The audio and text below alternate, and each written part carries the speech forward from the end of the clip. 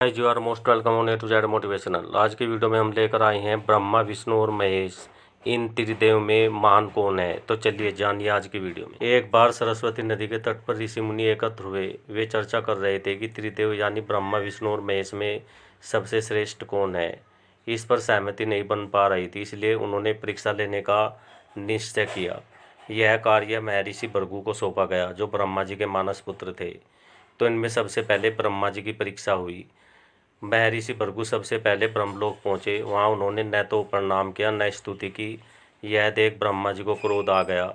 उनका मुख लाल हो गया, आंखों में गुस्से की ज्वाला भड़क उठी।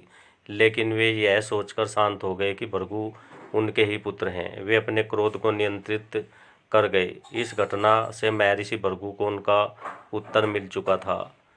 भगवान शिव की परीक्षा। इसके बाद भृगु जी कैलाश पहुंचे। भगवान शिव उन्हें देखकर प्रसन्न हुए और आलिंगन करने के लिए आगे बढ़े, लेकिन भृगु ने उनका आलिंगन अस्वीकार कर दिया और बोले, महादेव, आप धर्म की मर्यादा का उल्लंघन करते हैं और दुष्टों को वरदान देकर संसार को संकट में डालते रहते हैं, इसलिए मैं आपका आलिंगन नहीं कर सकता। यह सुनकर भगवान शिव क्रोधित हो उठे।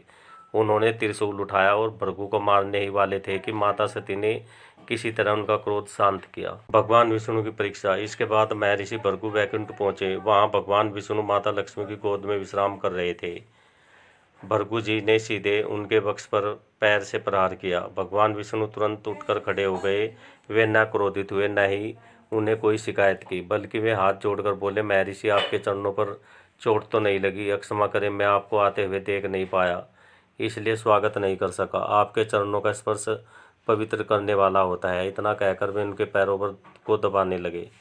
भगवान विष्णु के इस विनम्र और प्रेमपूर्वक व्यवहार से भृगु मुनि की आंखों से आंसू बहने लगे। वे ऋषियों के पास लौटे और अपनी परीक्षा का पूरा वर्णन उन्हें बताया। सभी ऋषि मुनि समझ गए कि भगवान विष्णु ही सबसे श्रेष्ठ हैं, क्योंकि उनमें सबसे अधिक क्षमा, धैर्य और करुणा है। तभी से वे भगवान विष्णु की पूजा अर्चना करने लगे।